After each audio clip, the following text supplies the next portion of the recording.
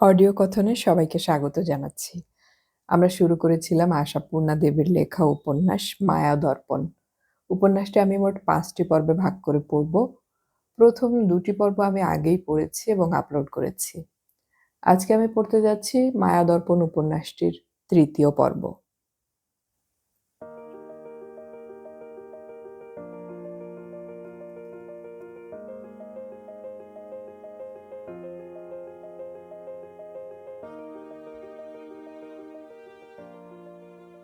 বংশীর সেই বদ অক্ষরযুক্ত চিঠিটা যারা পেল, তারা কি না পড়ে ছিঁড়ে ফেলে দিল পাগলের প্রলাপ বলে? না, তা নয়। না পড়ে ছিঁড়ে ফেলল না তারা, পাগলের প্রলাপও ভাবল না। ভাবল কোনো জোচ্চোরের জুয়াচুরির চাতুরি। বারবার করে পড়ল আর বারবার করে বলতে লাগলো, আর কিচ্ছু না, স্রেফ ব্ল্যাকমেলের ফন্দি। তা নইলে এতদিন পরে হঠাৎ। আর চিঠির ভাষা দেখে না। ৭ দিনের মধ্যে যদি, তার মানে চিঠিপত্রের মধ্যে নেই। কেউ যাবে, তাকে আটকে ফেলবে, ব্যাস। তারপর যা রীতি আছে ব্ল্যাকমেলের। জেনুইন পার্টি হলে বিশদ করে লিখত ব্যাপারটা, কিভাবে সন্ধান পেয়েছে, কাদের কাছে আছে, এর সবই যেন ধোঁয়া ধোঁয়া। যে লিখেছে সে যে ওই অবিশদ পত্রখানি লিখতেই চোখে ধোঁয়া দেখেছে, এবং যে লিখিয়েছে সে যে ১২ কাটিয়ে ছিঁড়িয়ে তবে ওই মুসাবিদাটুকু করতে সমর্থ হয়েছে, সে কথা বোঝবার ক্ষমতা এদের নেই। তাই বলে, দেখছো না, সবই যেন ধোঁয়া ধোঁয়া। ঠিকানাটাও চমৎকার, গ্রাম কালীপুর, পোস্ট চরণপুর। তার মানে সে গ্রামে একটা পোস্ট অফিস পর্যন্ত নেই। বিচক্ষণ চ্যাটার্জি সাহেব পিতৃহৃদয়ের ব্যাকুলতাটুকুকে প্রশ্রয় দেন না। তিনি দুনিয়াটাকে অনেক দেখেছেন, কিন্তু ১২ বছরের ঘুমন্ত শোক এই নতুন নাড়া পেয়ে চঞ্চল হয়ে উঠল মিসেস চ্যাটার্জির। মাতৃহৃদয় বুঝি চিরদিনই অবুঝ। তাই তার চিত্রিত পেয়ালার সোনালি চা পড়ে থাকে আধ খাওয়া হয়ে। তার কোলে থাকা লেস বোনার সুতো কাঁটা গড়িয়ে পড়ে যায় মাটিতে। ডানলোপিলোর সুখসজ্জা থেকে উঠে আসেন তিনি, বিক্ষুব্ধ প্রশ্ন করেন, তার মানে কোনো খোঁজ নেওয়া হবে না? না, খোঁজ নিতে হবে বই কি। চ্যাটার্জি সাহেব পায়চারি করতে করতে চিন্তিত গলায় বলেন, খোঁজ অবশ্যই নেওয়া হবে, তবে বৃথা আশাও করো না তুমি। জোচ্চুরি ছাড়া আর কিছু নয়। এই ঘটনা তো পৃথিবীতে হরদম ঘটছে। কোনোটা সত্যি হয় না, কেউই পায় না। মিসেস চ্যাটার্জি যেন স্বামীর সঙ্গে লড়াইয়ে নামেন। হারানো জিনিস খুঁজে পাওয়ার দৃষ্টান্ত কি তোমাদের এই পৃথিবীতে কোথাও নেই? পৃথিবীতে যে কি আছে আর কি নেই বলা শক্ত, সবিতা, চ্যাটার্জি সাহেব বলেন। তাই মানুষের উচিত বেশি আশা না করা, যে কোনো ব্যাপারেই। হয় ভালো, না হয় কি আর করা যাবে। চেষ্টা, যত্ন, অধ্যবসায়, এই শব্দগুলো তাহলে অর্থহীন? মিসেস চ্যাটার্জি, যার নাম নাকি সবিতা, বলে ওঠেন, এই মনোভাব নিয়েই তবে তুমি আমার খুকুকে খুঁজেছিলে, আর যখন পাওয়া গেল না ভেবেছিলে কি আর করা যাবে? কেমন? চ্যাটার্জি সাহেব অবশ্যই এই অভিযোগে খুব বেশি বিচলিত হন না, কারণ দীর্ঘ একটি যুগ ধরে বহু তীব্রতা, তীক্ষ্ণতা আর কটূক্তির সঙ্গে এই একই অভিযোগ শুনে আসছেন তিনি। শুনে এসেছেন, ভালো করে খোঁজা হয়নি, তেমন করে খোঁজা হয়নি, এইসব। প্রথম প্রথম ক্ষুব্ধ হতেন চ্যাটার্জি সাহেব, অধীর হতেন, হয়তোবা ক্রুদ্ধও হতেন। খুকু যে একা সবিতারই ছিল না, তারও ছিল, এ কথা বোঝাতে চাইতেন। ক্রমশ গম্ভীর হয়ে গেলেন, ছেড়ে দিলেন বোঝানো। স্ত্রী এবং মা দুটো অবুঝ মানুষের অবিরত অভিযোগ নিঃশব্দে শুনে যেতে শিখলেন। আর একসময় আস্তে আস্তে খোঁজাও ছেড়ে দিলেন। শেষ পর্যন্ত সবিতাও ধীরে ধীরে ভাগ্যের এই নিষ্ঠুরতা মেনে নিয়েছে। জুড়িয়ে এসেছে তার অসহনীয় শোকের তীব্র তপ্ত দাহ। আর দ্বিতীয় অভিযোগকারিণী তো পৃথিবীর সব জ্বালা থেকেই মুক্তি পেয়ে গেছেন। সময়ের বড় চিকিৎসক নেই, এ সত্য দম্পতি চ্যাটার্জির জীবনেও আরেকবার স্পষ্ট হয়ে দেখা দিয়েছে। আবার তারা স্বাভাবিক জীবনযাত্রার মধ্যে নিজেদেরকে খাপ খাইয়ে নিয়েছেন, কিন্তু কোনো ছেঁড়া বালির কাগজে কদর্য গোটাকত অক্ষর আবার সবকিছু বেখাপ্পা করে দিতে এলো। চ্যাটার্জি সাহেব স্ত্রীকে উপদেশ দিলেন, বেশি আশা করতে নেই, কিন্তু উপদেশের মতো এমন অকেজো জিনিস জগতে আর কি আছে? আশা করো না বললেই কি সবিতা আশা করা ছেড়ে দেবেন? আকস্মিক এই নতুন আশার ঢেউয়ে তার অনেক দিনের ঘুমন্ত শোক যে প্রবল নাড়া পেয়ে জেগে উঠল, সে শোক কি আর খাদ্য আদায় করে নেবে না? সবিতা আবার অধীর হচ্ছেন, আবার উত্তাল হচ্ছেন, আবার অভিযোগে মুখর হয়ে উঠছেন। সবিতা বলছেন, শুধু খোঁজ নিতে হবে বলে বসে থাকবে তুমি? ছুটে যাবে না? বলছেন, কত দূর সেই কালীপুর গ্রাম? এক্ষুনি বেরিয়ে পড়ো না গাড়ি নিয়ে। আমি যাব। আমিও থাকতে পারছি না।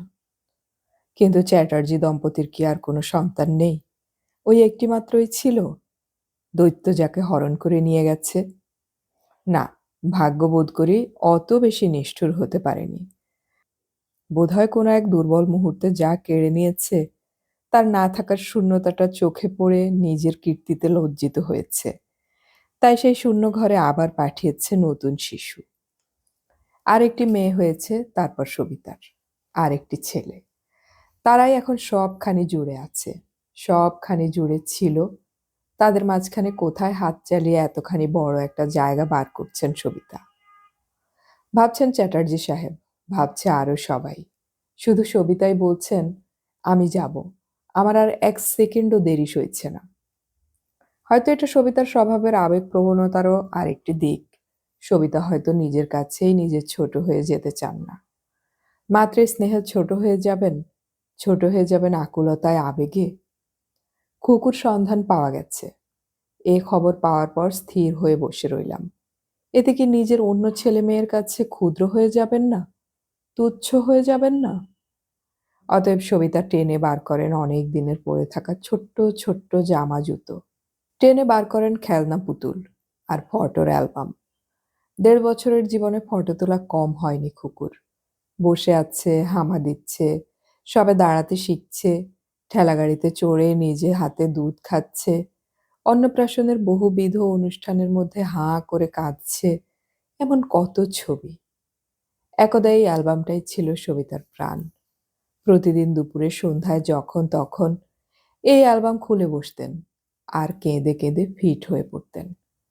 চ্যাটার্জি সাহেব অবশেষে ডাক্তারের পরামর্শে জিনিসটা সরালেন। বললেন, ফটোগুলো এনলার্জ করতে দেব। স্টুডিও বলছে নেগেটিভ হারিয়ে ফেলেছে, ছবিগুলো পেলেই সুবিধে হয়। এনলার্জ করার আশায় হাতছাড়া করলেন সবিতা। আর অনেক দিনের অনভ্যাসে ওই নিত্য ফিট হওয়াটা বন্ধ হলো। এনলার্জ করা বড় ছবিগুলি সবাইকে দেখালেন, বারবার দেখলেন, হাতে হাতে নষ্ট হয়ে যাচ্ছে বলে আলমারিতে তুলে রাখলেন। খুকুর জন্মদিনে, অন্নপ্রাশনের দিনে আর হারিয়ে যাওয়ার দিনে আনুষ্ঠানিকভাবে আলমারি থেকে বার করা হতো অ্যালবামটাকে বেশ কয়েক বছর। তারপর কেমন করেই যেন তারিখগুলো ভুল হয়ে যেত। জন্মদিনের দিনটা হয়তো মনে পড়তো রাত্রে। মনে পড়ে যাওয়ায় রাত্রে বার করে একবার দেখা হতো ছবিগুলো। গত ৩-৪ বছরে এটাও আর হয়ে ওঠে না। সবিতা কখনো কখনো নিঃশ্বাস ফেলে বলেন, তাকে আমরা ভুলেই গেলাম। কিছুটা আক্ষেপ, কিছুটা ক্ষোভ, ওই পর্যন্তই। দোষও নেই সবিতার, ভুলিয়ে দেবার লোকও তো এসেছে আরো দুটো। তাদের ঘিরে জন্মদিনের উৎসব হয়। উৎসব হয় ইংরেজি বাংলা দুটো নববর্ষের।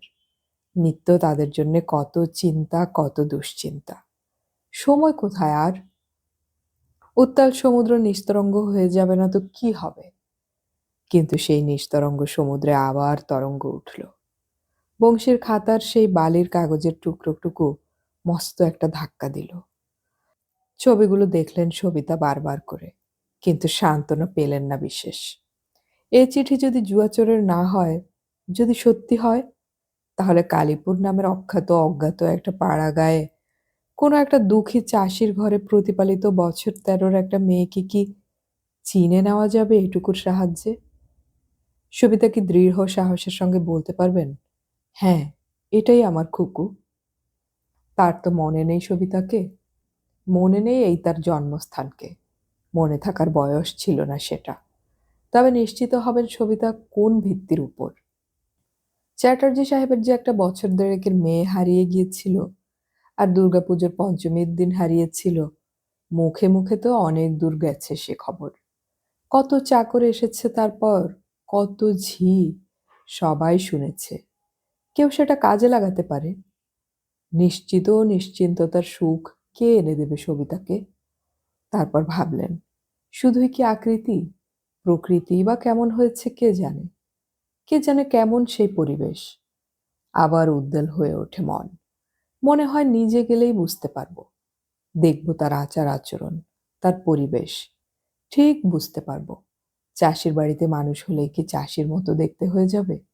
সেই খুকু, এক মুঠো মল্লিকা ফুল, সে কি তার সেই সব সৌন্দর্য হারিয়ে ফেলেছে? ছবি টবি ছড়ানো থাকলো। এসে বললেন, আমি যাব।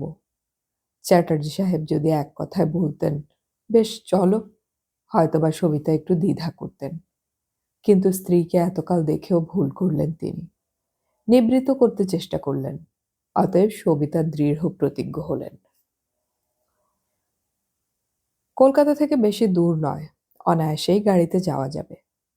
আশ্চর্য, মাত্র এই মাইল কয়েকের ব্যবধানে সবিতার হারানো খুকু বর্ধিত হচ্ছে। চ্যাটার্জি সাহেবের মা যতদিন ছিলেন অনবরত শুধু ফকির আর জ্যোতিষীর কাছে গিয়ে পড়েছেন।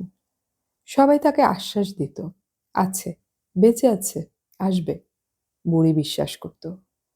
চ্যাটার্জি দম্পতি কোনোদিনই অলৌকিকে বিশ্বাসী নয়। ও আশ্বাস সাধুর মমতা অথবা অসাধুর ধাপ্পাবাজি বলে ধরতেন। এখন সবিতা যেন তার শাশুড়ির সংস্কারকে মূল্য দেবার চিন্তা করতে শুরু করলেন। ভাবলেন হয়তো সবই আছে জগতে। হয়তো তখন সে কথায় বিশ্বাস স্থাপন করে তাদের নির্দেশে চললে। এখন কি সেই সব সাধু সন্ন্যাসী জ্যোতিষীদের কাউকে পাওয়া যায় না, যারা বলে দিতে পারে ওই মেয়ে সত্যি নাকি জাল? আদৌ কোনো মেয়ে আছে নাকি সবটাই চক্রান্ত? কিন্তু কোথায় থাকে সেই সাধু সন্ন্যাসীরা? সবিতা কি কখনো ঠিকানা জানতে চেয়েছেন সেই সব লোকের, তার সেকেলে আর কুসংস্কারাচ্ছন্ন শাশুড়ির কাছে? চ্যাটার্জি সাহেব গম্ভীরভাবে জানান, ওটা জানবার জন্য মেডিকেল এক্সামিন আছে। ওটা কিছু এমন সমস্যা নয়। সমস্যা ওই ঠিকানাটায় গিয়ে পড়ার পরিস্থিতি। কিন্তু তুমি তো শুনছো না। অন্নপ্রাশনের সময় খুকুর নাম হয়েছিল সুদীপ্তা। পরবর্তী মেয়েটার নাম সেই মিলের পথ ধরে হলো প্রদীপ্তা। যদিও অগ্রজার রূপের কাছাকাছি তার রূপ নয়, তবু নামের মিল দিয়ে হারানো কিছুটাকে ধরে রাখা। ওদের ঠাকুমা বলেছিলেন, মিলিয়ে নাম আর রাখিসনি বাবা, অপয়া হবে। মিসেস চ্যাটার্জি বলেছিলেন, তা কেন বলছেন মা? বরং আশা করব ওই নামের টানে আবার সে। যাক, তবু সে আশাটা সফল হতে চলেছে। ছেলের নামে মিল নেই, খালি ছোটদের নামের আদ্যক্ষরটা জুটেছে তার ভাগ্যে। ছেলের নাম প্রবীর। প্রবীর আর প্রদীপ্তা। 8 আর 10 এই দুই ছেলে মেয়ে। সদ্যোন্মেষিত এই দুটি মনের উপরও এই নতুন খবরটা রীতিমতো আছড়ে এসেই পড়ল। মায়ের মুখে তাদের হারানো দিদির কথা তারা শুনেছে। দিদির সেই কান্নায় হাঁ করা মুখের, দন্তবিহীন মুখের এবং হামা দেওয়া, বোতলে দুধ খাওয়া ইত্যাদি ছবিগুলোও দেখেছে। কিন্তু সে তো তাদের কাছে গল্পের বইয়ের ছবি মাত্র। তাকে নিয়ে চিন্তা ছিল না। এখন অনেক চিন্তা ধরল। প্রদীপ্তা বা দীপুকে ছর্দি বলতে শিখিয়েছেন সবিতাই। বলেছেন কেন? শুধু দিদি বলবে কেন? একজন যে ছিল সে স্মৃতিটুকু ওই ডাকের মধ্যেই বেঁচে থাক। তা সেই ছর্দি ডাক নিয়েই কাছে এসে বসল প্রবীর। গোলগাল মুখ, আধা শ্যামল রং, ভারী গড়ন। 8 বছরের ছেলেকেই যেন 11-12 বছর দেখায়। দীপু তার কাছে যেন ছোট বোন। হয়তো প্রবীর তার দিদির আড়া পেয়েছে। সব দিক থেকে বিচ্ছিন্ন হয়ে গেলেও প্রকৃতি তাদের এক করেছে। প্রবীরের গলাটা ভারী ভারী, চুলওয়ালা পুরুষের কুচির মতো খাড়া। ওকে দেখলেই বেশ মিষ্টি লাগে। সব সময় হাসে আর হাসায়। হাসিটাও মধুর। কিন্তু আজ আর হাসছে না প্রবীর। বিশেষ চিন্তিত গলায় বলছে, তোর কি মনে হয় বলতো ছোটদি, সত্যি দিদি আসবে? প্রদীপ্তা প্রদীপ্ত কণ্ঠে বলে, কক্ষনো না। বাবা বলেছেন ওসব গুন্ডা মতো লোকদের চালাকি। লোভ দেখিয়ে ডেকেছে। যেই কেউ যাবে তাকে ধরে ফেলবে। টাকা দাও, টাকা না দিলে মেরে ফেলবো। ইস, মগের মুল্লুক নাকি? আমাদের স্যার বলেছেন, মগের মুলুকেই শুধু লোকে যা খুশি করতে পারে। তোদের স্যার বাবার থেকে বেশি জানেন? দীপু ক্রুদ্ধ হয়। বাবাই সব জানেন। প্রবীর আক্ষেপের সুরে বলে, আহারে, যদি ওই চিঠি লিখে এরা গুন্ডা না হতো, যদি সত্যি সত্যি দিদি আসতো, কি মজাই হতো। দীপু বেজার মুখে বলে, মজার আর কি আছে, দিদিকে কি চিনি আমরা? ছর্দির এই যুক্তিটা ভারী হাস্যকর ঠেকে প্রবীরের কাছে। অতএব ভারী ভারী একটা হাসি হেসে ফেলে বলে, না দেখলে চেনা যায়? দেখলেই তো চেনা হয়ে যাবে। দিদিকে খুঁজে পাওয়া যাবে ভেবে আহ্লাদ ধরছে না তোর? হবে না কেন? দীপু তেমনি বেজার মুখে বলে, বাবা মার আনন্দ হচ্ছে তাই আহ্লাদ, নইলে আমাদের আবার কি? আমাদের তো বিপদ। চির আকাঙ্ক্ষিত এবং চিরপ্রার্থিত দিদি যে বিপদে পর্যবসিত হতে পারে, এ ধারণা স্বপ্নেও ছিল না প্রবীরের। তাই আকাশ থেকে পড়ে সে, বিপদ? কি বলছিস রে ছোড়দি?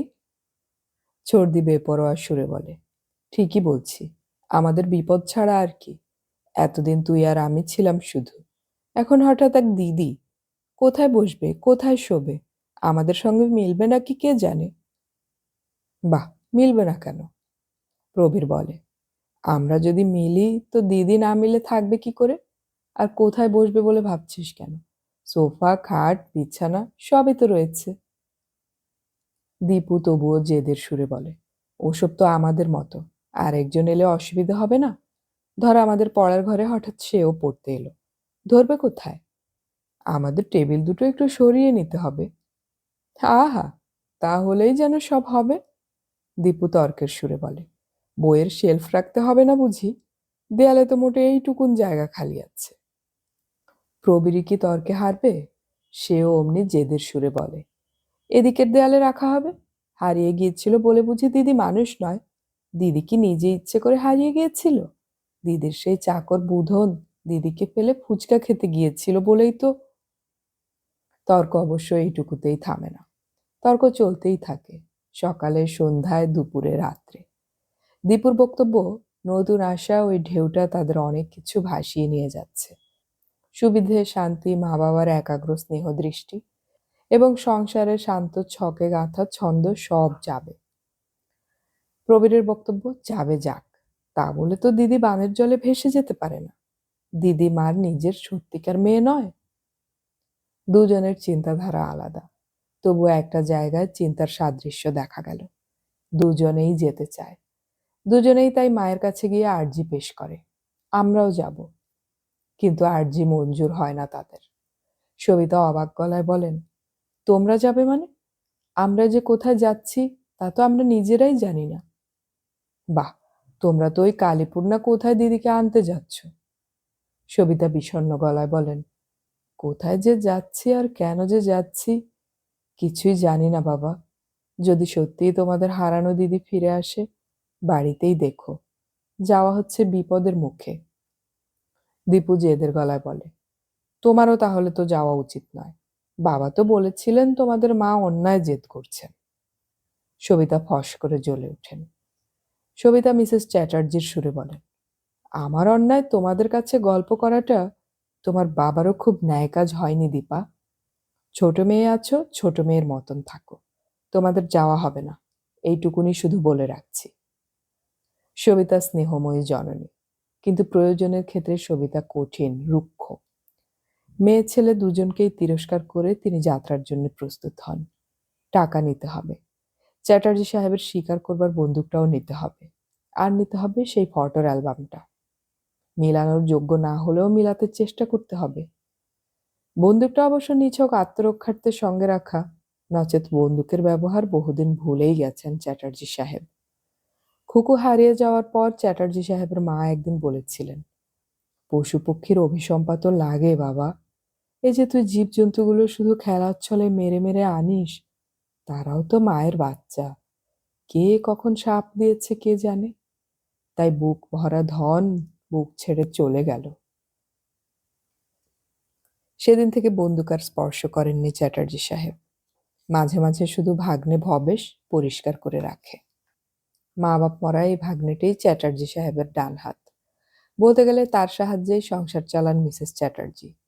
প্রতিষ্ঠাপন্ন স্বামীকে তিনি তার সংসারের প্রয়োজনে কতটুকুই বা পান। সময় আর সামর্থ্য এই দুটি চাকার ওপরই তো লক্ষ্মীর রথ। লক্ষ্মীকে যদি রথে চাপিয়ে রশি টেনে ঘরে নিয়ে আসতে হয়, তো সময় আর সামর্থ্য দিয়েই হবে যোগান। স্বামী আর সচ্ছলতা দুটোর বায়না করলে চলে না। যে নির্বোধ মেয়ে মানুষ সে তা করে। তারাই লক্ষ্মীর সংসারে অলক্ষ্মী ডেকে আনে, শান্তির সংসারে অশান্তি। সবিতা নির্বোধ নয়, সবিতা তাই ভবেশকে কর্ণধার করেই চালিয়ে যান। তবে ভবেশের বিয়ে হয়ে নিজের সংসার হয়ে গেলে কি করবে কে জানে। আপাতত বিয়ে হয়নি, অতএব আপাতত ভবেশও তাদের এই নিরুদ্দেশ যাত্রার সঙ্গী। প্রায় নিশ্চিন্তেই রওনা দিচ্ছিলেন সবিতা, হঠাৎ ছোট মেয়ের এই তর্ক মেজাজটা দিল বিগড়ে। ভাবতে লাগলেন, এই কন্যাটিকে তো সর্ববিধ শিক্ষা সহবত দিয়ে হাতে করে মানুষ করছি, তবু মাঝে মাঝে ভিতর থেকে প্রকাশ পায় অবাধ্যতা ও ঔদ্ধত্য। না জানি সেই কন্যাটি আবার কোন শিক্ষায় শিক্ষিত হয়ে কি অপূর্ব হয়ে আছেন। ঈশ্বর জানেন তাকে সভ্যতার ছাঁচে ঢালাই করা যাবে কিনা। মনের অগোচরে পাপ নেই। যাত্রাকালে হঠাৎ মনে হলো সবিতার, এতকাল পরে ভাগ্যের এই দয়ার ছলনা না হলেই বুঝি ভালো ছিল। মেনে তো নিয়েছিলাম ভাগ্যের নিষ্ঠুরতা, মানিয়ে তো নিয়েছিলাম খুকু ছাড়া জীবনকে। আবার কেন এলো এই সমস্যা? দীপু তার অদেখা দিদিকে বিপদ ভাবছিল, দীপুর মা তার মেয়েকে সমস্যা ভাবলেন। প্রবেশ জানতে পারল না এই যা। যে উৎসাহ, যে আবেগ, যে ব্যাকুলতা নিয়ে যাত্রার আয়োজন করেছিলেন সবিতা, সেটা আর খুঁজে পেলেন না। আমি যাব না, আমার যাবার ইচ্ছে করছে না, এটুকু বলতে পারলেন না, শুধু নিতান্ত জেদ করেছিলেন বলে। রওনা দিলেন সকালে। ভবেশ সব খবর নিয়ে জেনেছে পৌঁছতে বেলা 10টার বেশি হবে না। গাড়ি ছাড়বার সময় চ্যাটার্জি সাহেব হঠাৎ তার স্বভাব বহির্ভূত একটা কাজ করে বসলেন। হাত জোড় করে কপালে ঠেকালেন। কোন দেবতার কাছে কোন মিনতি জানালেন তিনি সে কথা তিনিই জানেন। তবে স্বামীর দেখা দেখি মিসেস চ্যাটার্জিও কপালে হাত তুললেন। আর সহসাই তার মনে হলো যাওয়াটা পণ্ডশ্রম হবে মাত্র। এই 5-6 ঘন্টার রাস্তায় খুকু রয়েছে আর আমি টের পাইনি, এ হয় না, পাওয়া যাবে না। সত্যি নয়, বদলোকের বদমাইশি, যাওয়াটাই পণ্ডশ্রম হচ্ছে। এই মনোভাবের পটভূমিকায় হারানো মেয়েকে আনতে যাওয়ার অভিযান। ওদিকে আবার সেই একই লীলা। সেই চিঠিটা লেখা পণ্ডশ্রম হয়েছে, আসতে তাদের দায় পড়েছে। এতদিনের পরঘরে মেয়েকে তারা নেবেই না। এমনই মনোভাবের স্রোতে ভাসছে প্রহ্লাদ আর বংশী। পঞ্চমী, তারও প্রায় একই মনোভাব। বাড়তির মধ্যে সে তার অজানা জগতের সমস্ত ঠাকুর দেবতার কাছে মানত করছে যেন চিঠিটা তাদের হাতে না পৌঁছায়। না পৌঁছানোই তো সম্ভব। বংশীর হাতের লেখা ঠিকানা তো কলকাতা শহরের সভ্য পিয়নরা পড়তেই পারবে না, ফেলেই দেবে।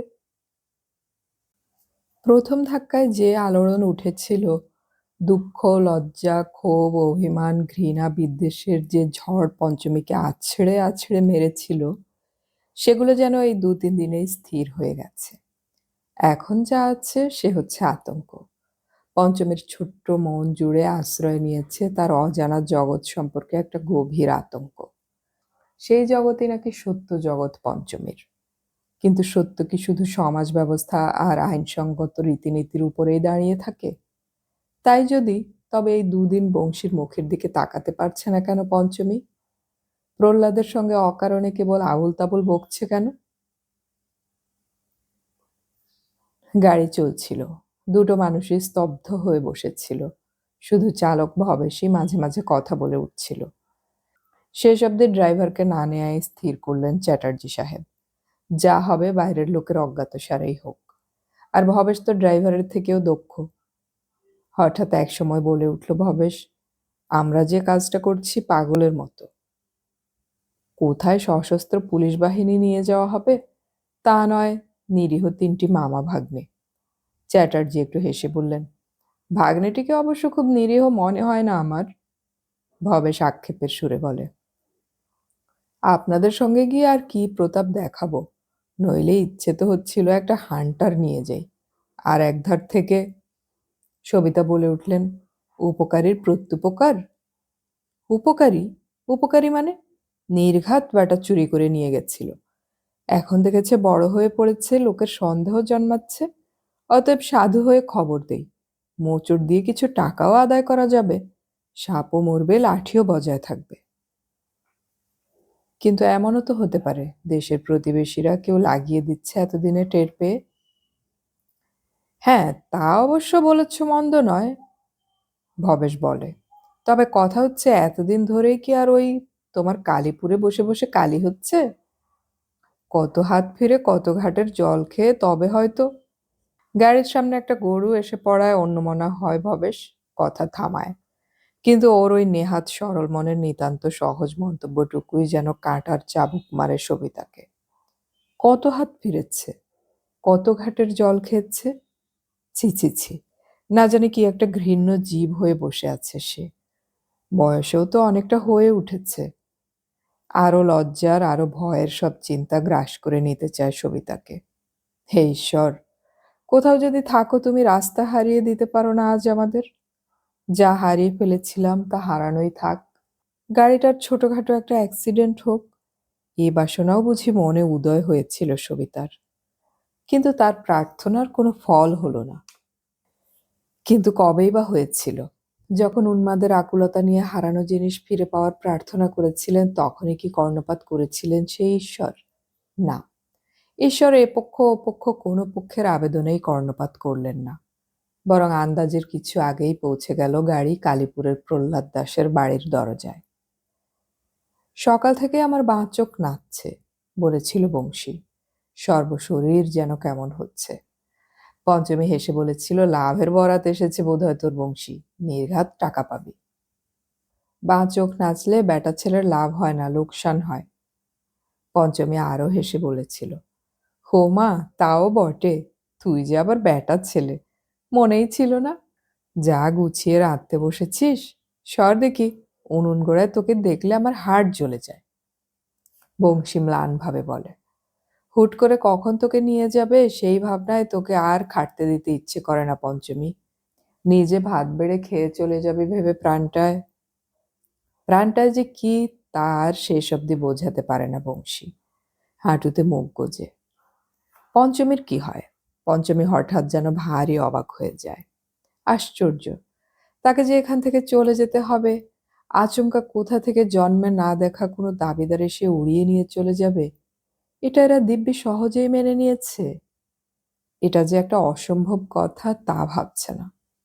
কই, পঞ্চমীর তো মনে আসছে না সে কথা। পঞ্চমীর মনের মধ্যে অনেক তোলপাড় হয়েছে, কিন্তু এক দণ্ডের মধ্যে কেউ এসে তাকে নিয়ে যাবে এটা তো কিছুতেই মনে আসছে না। ভাবতে ভাবতে ভারী রাগ এসে যায় পঞ্চমীর। বলে, থাক, আর মায়া কান্না কাঁদতে হবে না। ইচ্ছে করে নির্বাসন দিয়ে এখন শোক উতলে উঠল।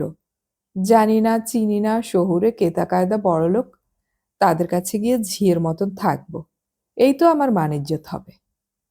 বংশী একটা কিছু বলতে যাচ্ছিল, বলা হলো না। অশুভ শব্দবাহী একটা মোটরের হর্ন বেজে উঠল নিতান্ত কাছে।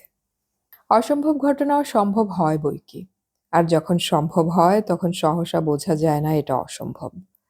বোঝা যায় না কেমন করে ঘটে যাচ্ছে সেই ঘটনা, যেটা কিছুতেই ঘটতে পারে না বলে মনে হয়েছিল, এমন অহরহই ঘটে যাচ্ছে বই কি পৃথিবীতে। যে মানুষটা এইমাত্র হাসছিল, গল্প করছিল, খাচ্ছিল, সে সহসা বলে বসে বিদায় পৃথিবী। আর সে বিদায়কে মেনে নেয় পৃথিবী। চোখ রাঙিয়ে বলে না, সে কি, এ যে অসম্ভব। চোখের জলে ভেসেও বলে না, ছাড়ব না, অসম্ভব। এই তো এই কদিন আগে কালীপুরেই বড় ঘোষালের ছেলে অনিল বেলা দুটোয় পুকুরে ছিপ ফেলে মাছ ধরছিল। বেলা 5টায় নিজেই কার ছিপের বড়শি গলায় গেঁথে কোথায় চলে গেল কে জানে। ভূতের ভয় ছিল অনিলের, রাতে বাড়ি থেকে বেরোতো না। তবু গভীর রাত্রির গাঢ় অন্ধকারের মধ্যে অনিলকে ছেড়ে দিল অনিলের সংসার। মা, বাপ, বউ, ভাই, বোন, আরো সবাই। কেউ বলল না অনিল রাত্রে পথে বেরোতে ভয় পায়। জানে এ যাত্রা অমোঘ, অলঙ্ঘ। পঞ্চমীর চোখের সামনে দিয়েও যেন এমনি এক অলঙ্ঘ বিদায়ের দৃশ্য ঘটে গেল। দর্শকের মতো দেখল পঞ্চমী প্রহ্লাদ দাসের দরজায় এসে দাঁড়ানো মোটর গাড়ি চেপে কালীপুর গ্রাম ছেড়ে চলে যাচ্ছে সে। দুপাশে সারি দিয়ে দাঁড়িয়ে রয়েছে পঞ্চমীর আজন্মের পরিচিত পরিবেশ, আজন্মের চেনা মুখগুলো। সেই মুখের সারিতে দক্ষ ঠাকরুনও আছেন, কবরেজ মশাইও আছেন। পঞ্চমী কি মন কেমনে কাতর হলো? না, তা হয়নি পঞ্চমী। পঞ্চমীর শুধু যেন ভারী লজ্জা করছিল ওদের সামনে। ওই লজ্জার অনুভূতিটা ছাড়া আর কোনো অনুভূতি ছিল না পঞ্চমীর। কিন্তু দক্ষ ঠাকরুন আর কবরেজ মশাইয়ের দলই শুধু পঞ্চমীর পিতৃগৃহ যাত্রা দেখতে ভিড় করল। পঞ্চমীর চিরকালের সঙ্গী বংশী, চিরকালের আশ্রয় প্রহ্লাদ, না, তারা রাস্তায় দাঁড়ায়নি। তারা দাওয়ায় বসেছিল গাড়িতে তুলে দিয়ে এসে। কাঁপতে কাঁপতে একবার গিয়েছিল প্রহ্লাদ, তুলে দিয়ে বলেছিল, গাড়িটা ছেড়ে দেওয়া দেখতে পারবো না রে বংশী, আমায় ধরে ভিতরে বসিয়ে দিয়ে আয়। বংশী বসিয়ে দিতে এসে নিজেও বসে পড়েছিল, আর বেরোয়নি। হয়তো হাত পা ওঠেনি আর তার। দর্শক পঞ্চমী দেখল প্রহ্লাদকে ধরে ধরে ভিতরে নিয়ে যাচ্ছে বংশী, আর দেখতে পেল না কাউকে।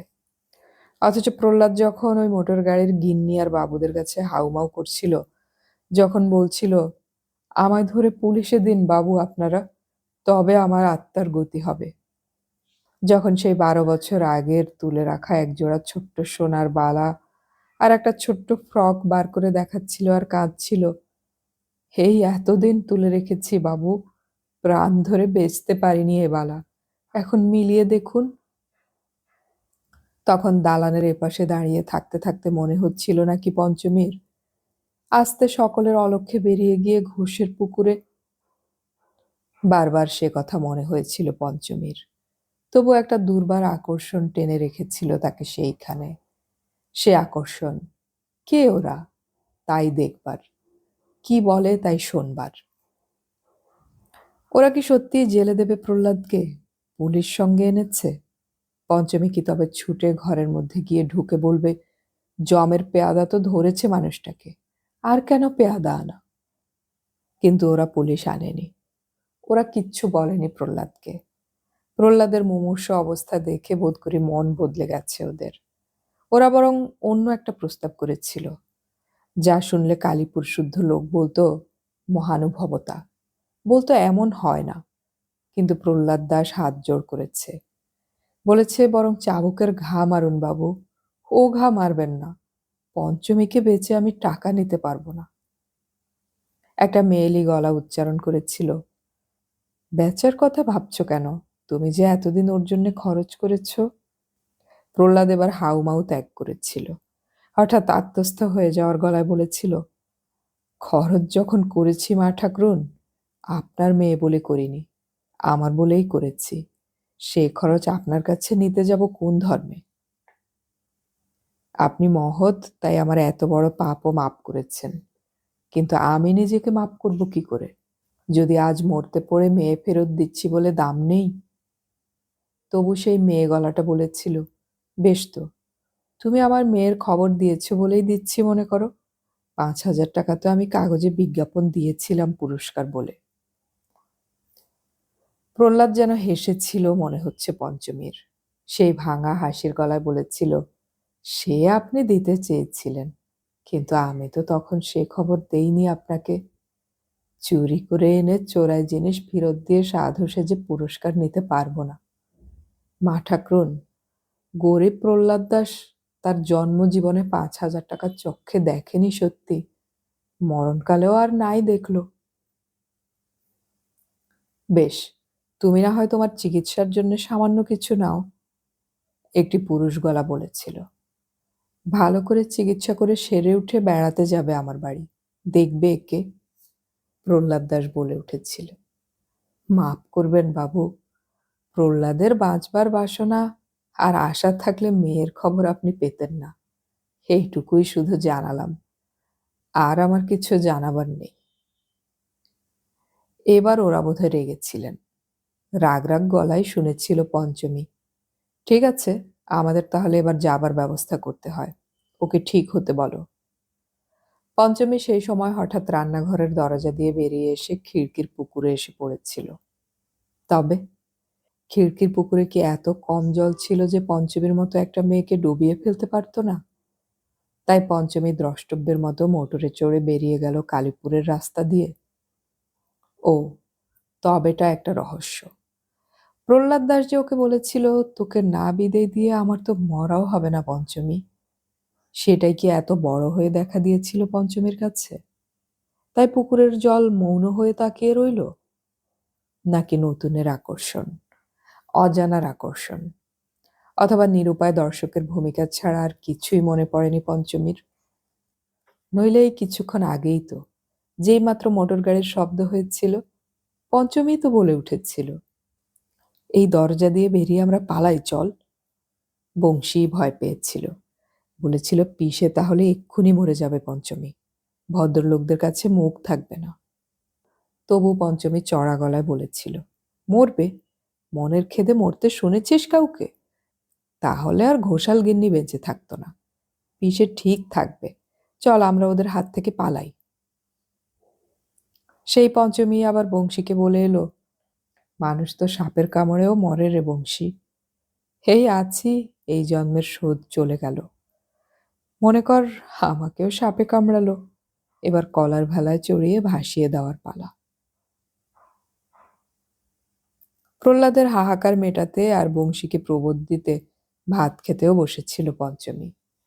সেই তার উঁচু পিঁড়িটা নিজেই টেনে নিয়ে আর পল কাটা ঘটিটা জল ভরে নিয়ে বসে পড়ে বলেছিল, দে বংশী, কি দিবি দে, জন্মের মতো পিসের রান্নাঘরে বসে তোর হাতের ভাত খেয়ে যাই। আর কখনো আসবি না তুই, কষ্টে এই কথাটুকু বলেছিল বংশী। পঞ্চমী অন্যদিকে মুখ ফিরিয়ে বলেছিল, মোটর গাড়ি চেপে বড়লোকদের সঙ্গে বেড়াতে আসতে বলিস তো আসবো। প্রহ্লাদের সঙ্গে কথা বলেনি পঞ্চমী, নমস্কার করেছিল শুধু যাবার সময়। ওরা ব্যস্ত করছিলেন। প্রহ্লাদ বলেছিল, যাদের জিনিস এতদিন চুরি করে নিজের কাছে রেখে দিয়েছিলাম পঞ্চু, তাদের হাতেই তুলে দিলাম, এবার আমি নিশ্চিন্তে মরতে পারবো। পঞ্চমী কাঠ হয়ে দাঁড়িয়েছিল, চিরকালের মুখরা মেয়েটা মুখ হয়ে গিয়েছিল। না, ওদের সঙ্গে আমি যাব না, এই কথা তো একবারও অন্তত বলতে পারতো পঞ্চমী। বংশী তো তাই আশা করেছিল। কিছুতেই যেতে চাইবে না পঞ্চমী, সাধ্য সাধনা করবে তারা। পঞ্চমী দাওয়ার খুঁটি আঁকড়ে দাঁড়িয়ে থাকবে, মাটি আঁকড়ে পড়ে থাকবে, জোর করে নিয়ে যাবে তারা। কিছুই হলো না সেসবের, তাদের কোনো বেগই পেতে হলো না। পঞ্চমী ভাত খেলো, ফর্সা একটা জামা কাপড় পরলো, কাঠ হয়ে দাঁড়িয়ে থাকলো, তারপর তাদের সঙ্গে গাড়িতে উঠল, কারো দিকে তাকালো না। মান মর্যাদা খুইয়ে অনেকেই আজ এসেছিল প্রহ্লাদের বাড়ি, দাম্ভিক প্রহ্লাদের দম্ভটা কিভাবে চুর হয় দেখতে। মেয়ে কেড়ে নিতে মেয়ের মা বাপ গাড়ি নিয়ে এসেছে, এ খবর তো গাড়ির সঙ্গে সঙ্গেই রটে গিয়েছিল। আরোহীরা পাড়া থেকেই লোককে জিজ্ঞেস করতে করতে আর সাক্ষ্য চাইতে চাইতে এসেছিল। দক্ষ ঠাকরুনও এসেছিলেন সাক্ষ্য দিতে, বড় গলায় বলেছিলেন, খুব মনে আছে আমার, দুর্গা পঞ্চমীর দিনের সন্ধেবেলা আমি তো বলেছিলাম পঞ্চমীর দিন পেয়েছিস, সেই নামই রাখ। পেল্লাদ এখন মানতেই চায় না। তারপর আবার পরে বলেছিলেন, একেই বলে কাকের বাসায় কোকিল থাকে, যতদিন না উঠতে শেখে। দেখলি পেল্লাদ মেয়ের ব্যবহার, ফিরেও তাকালো না একবার, অথচ এই বাড়ি সাফ রাখতে উদয়াস্ত খেটেছে মেয়েটা। কথাটা মিথ্যে নয়, এই বাড়ি বাড়ি করেই প্রাণপাত করলো পঞ্চমী, অথচ সে বাড়ি ফেলে গেল হেলায়। যেন বাঁচলো, কি বলিস? তাই বটে, এই জন্যেই মেয়ে যাত্রাকেই নেমখারাম বলেছে। মন্তব্য দীর্ঘস্থায়ী হয়েছিল, আর সেই মন্তব্যগুলো কানে না শুনেও যেন পঞ্চমীর মনের মধ্যেও ধ্বনিত হচ্ছিল। আচ্ছন্ন একটা চিত্তের গায়ে বারে বারে একই ধরনের একটা শব্দের আঘাত হানছিল। গাড়ি চালাতে চালাতে ভবেশ একসময় বলে ওঠে, লোকটা আচ্ছা ঘুঘু, এমন ভান দেখালো যেন এক্ষুনি মরছে। আচ্ছন্ন পঞ্চমী যেন বিদ্যুতের শক খেল। চ্যাটার্জি সাহেব শান্ত গলায় বললেন, লোকটা ৫,৫০০ টাকার প্রলোভন ত্যাগ করলো, সেটা ভুলে যাস নে ভবেশ।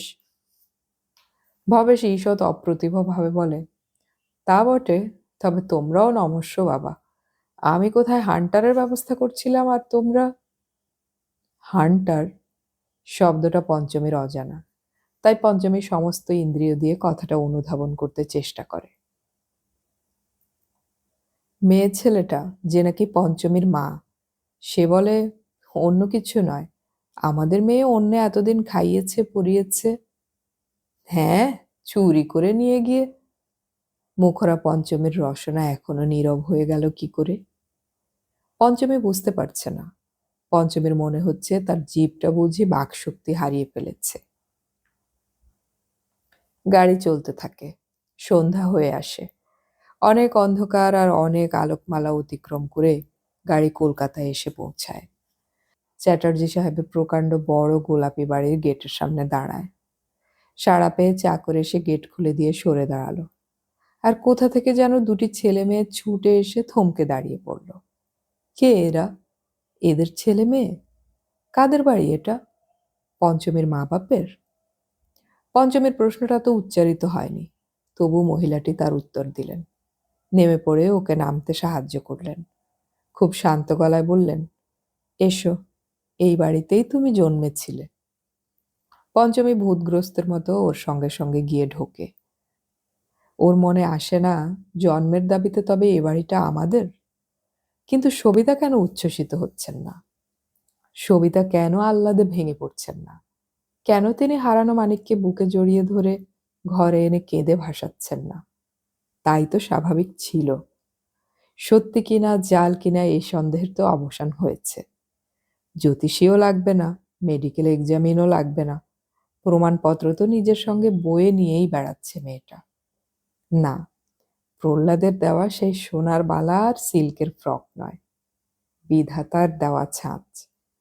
দীপুর সঙ্গে যখন সিঁড়ি দিয়ে উঠল ও, যখন হলে এসে ঢুকলো, বারান্দার ধারে দাঁড়ালো, তখনই তো ধরা পড়ল সেই ছাঁচ। ওর চুল বাঁধার, কাপড় পরার, দাঁড়ানোর, তাকানোর সব ভঙ্গি দীপুর সঙ্গে আলাদা। কিন্তু ওর মুখের কাঠামো আশ্চর্য রকমের এক। নেহাত বোকার মতো ভাবলেন সবিতা। ও হারিয়ে যাবার ১.৫-২ বছর পরে জন্মালো দীপু, তবু একরকম মুখ হলো কি করে? তারপর নিজের বোকামিতেই লজ্জিত হলেন। আর সত্যি বলতে কি, তার এই সুন্দর আধুনিক সাজসজ্জামণ্ডিত পরিবেশে ওই মোটা নীলডুরে শাড়ি পরা মেয়েটাকে দেখতে দেখতেও লজ্জিত হলেন। সুন্দর মুখ আর ফর্সা রং সত্ত্বেও ঠিক একটা ঝিয়ের মতো দেখতে লাগছে ওকে। সবিতার ঘর মোছার ঝি চলে গেলে যখন নতুন ঝি ঠিক করেন, এমনি করে এসে ঘাড় গুজে দাঁড়ায় ওইখানে। এই দণ্ডে স্নানের ঘরে পাঠাতে হবে ওকে। ভদ্র পোশাক একটা দিতে হবে। এখন শাড়ি পরতে দিলেও পরে স্কার্ট পরাবেন, নিদেন পক্ষে সালোয়ার পাঞ্জাবি। সে যাক পরের কথা। নিজের কম বয়সের রঙিন সিল্কের শাড়িটারি একখানা পরতে দিয়ে এখন দীপুর কাছ থেকে, প্রবীরের কাছ থেকেও লজ্জা নিবারণ করা দরকার।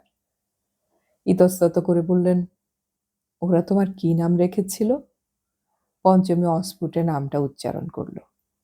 গলা দিয়ে শব্দ বার করবে কি, চারদিক তাকিয়ে দেখে যে গলা শুকিয়ে আসছে তার। এই ইন্দ্রভুবনে থাকতে হবে তাকে? এদের সঙ্গেই শুধু কথা বলতে হবে? অস্ফুট শব্দটা সবিতার কানের পর্দায় খট করে বাজে। কপালটা অজ্ঞাতসারে কুঁচকে আসে। গলার স্বরটা তীক্ষ্ণ হয়। গাটা রি রি করে ওঠে। বলে ওঠেন, কি পঞ্চি? হঠাৎ পঞ্চমী সাহস সঞ্চয় করে। বোধ করি এই কোঁচকানো কপাল আর তীক্ষ্ণ কণ্ঠের মধ্যে কোথাও অপমানের সূক্ষ্ম সুর অনুভব করল পঞ্চমী। এখানে এসে হঠাৎ আজ বিভ্রান্ত হয়ে গেছে। নইলে কালীপুর গ্রামে মুখরা এবং প্রখরা বলেই খ্যাতি ছিল তার শৈশবকাল থেকে। মান অপমানের চেতনাও ছিল তীক্ষ্ণ। তাই পঞ্চমী সাহস সঞ্চয় করল।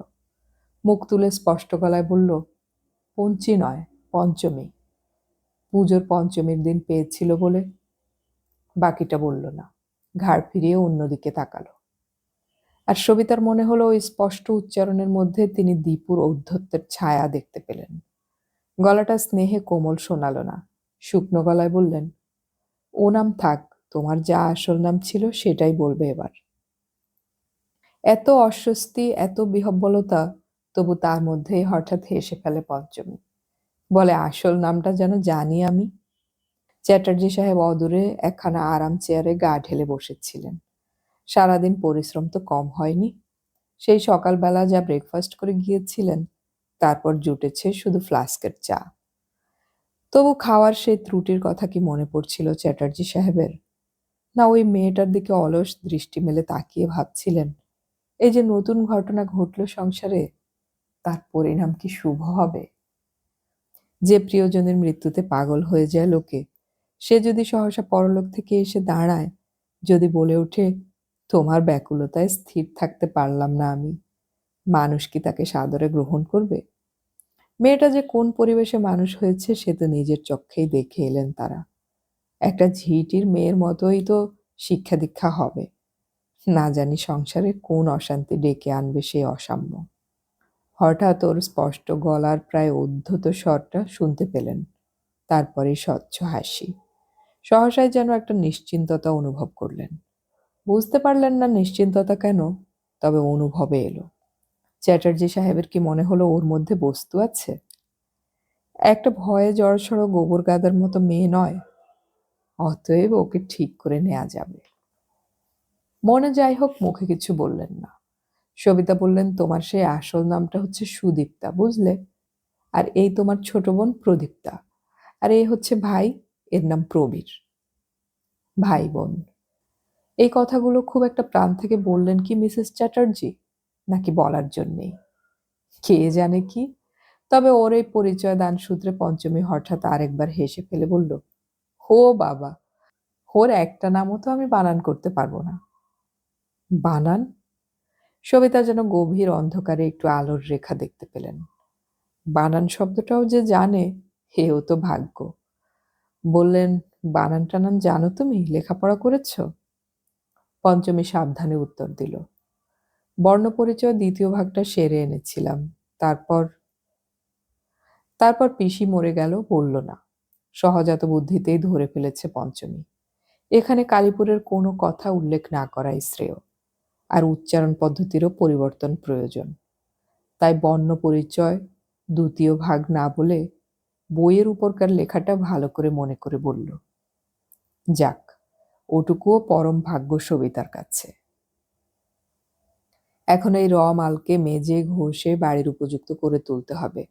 ধৈর্য লাগবে, অধ্যাবসায় লাগবে। মেয়েটা অবাধ্য, অসভ্য, দুর্বিনীত না হলে হয়ে যাবে আস্তে আস্তে। চ্যাটার্জি সাহেবেরও মনে হলো হয়তো অসম্ভব হবে না। সবিতা বললেন, সবই শিখবে। এখন একে তুমি দীপু বলতে পারো। দীপু, যাও দিদিকে বাথরুমটা দেখিয়ে দাও গে। আমি শাড়ি বার করে রাখছি। দীপু এবার তার হঠাৎ পাওয়া দিদিকে নিজের এলাকায় পেল। আর ভিতরকার অবজ্ঞা আর ঈর্ষাটা প্রকাশ না করে পারল না। বহু বিচিত্র সরঞ্জামে সজ্জিত বাথরুমের দরজার কাছে নিয়ে গিয়ে মুচকি হাসির সঙ্গে বলে উঠল, স্নান টান সেরে নাও তালে। স্নানের ঘরের আকৃতি দেখে পঞ্চমী বিপন্ন মুখে তাকিয়ে দেখছিল। তবু অবাক হয়ে বলল, রাত্রিরে চান করব? চুল ভিজে থাকবে না? কথাটায় হাসির কি ছিল কে জানে, শুনে দীপু হি হি হেসে উঠল। চুল ভিজে থাকবে? চুল ভিজোতে যাবে কেন? চুল না ভিজিয়ে চান করা যায়, এটা পঞ্চমীর বুদ্ধির অগম্য। চানকে তবে কি বলে এরা? তাছাড়া ওই দেয়ালের গায়ে গায়ে সব চকচকে ঝকঝকে যন্ত্রপাতিগুলো কি? ওগুলো কি হয়? কলকাতায় যে শুনেছে কলের জল, ওগুলো কি তবে সেই কল? প্রহ্লাদের উপর ভয়ানক একটা অভিমান হলো। এই বাড়ি থেকে চুরি করে নিয়ে গিয়েছিল আমায়। আর জন্মে একবার কলকাতা দেখাতে পারেনি। দেখা থাকলে তো ওই দুষ্টু মেয়েটা আমাকে এমন বোকা বানাতে পারতো না। ঠিক আছে, বোকা আমি বনছি না। আচ্ছা, চুল ভেজাবো না, বলে পঞ্চমী আস্তে দরজাটা বন্ধ করে দিল দীপুর মুখের সামনে। দেখে দেখে ভিতরের ছিটকিনিটাও বন্ধ করল। তারপর বেসিনটার উপর দেহভার রেখে কান্নায় ভেঙে পড়ল।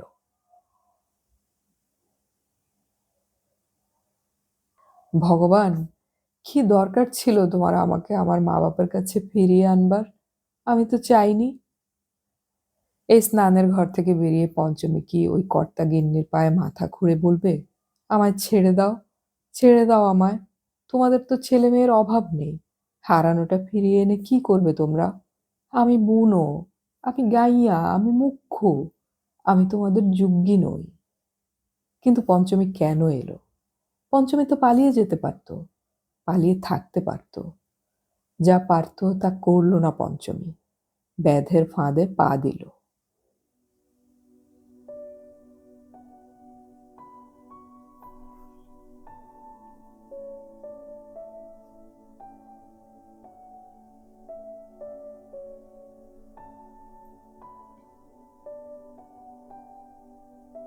এতক্ষণ আমি পড়ে শোনালাম আশাপূর্ণা দেবীর লেখা উপন্যাস মায়া দর্পণের ৩য় পর্ব।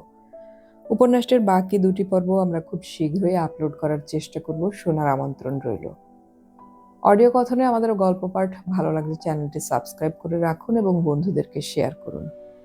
আমাদের গল্প পাঠ আপনাদের কেমন লাগছে এবং মায়া দর্পণ উপন্যাসটি সম্পর্কে আপনারা যদি কিছু বলতে চান সেটাও কমেন্টে জানাতে পারেন। পরবর্তী পর্ব আপলোড হওয়ার সাথে সাথেই নোটিফিকেশন পেতে হলে আমাদের সাবস্ক্রাইব বাটনের পাশের বেল আইকনটি চেপে রাখুন। গল্প পড়ি, গল্প শুনি, বাংলা গল্প ছড়িয়ে পড়ুক সবখানে।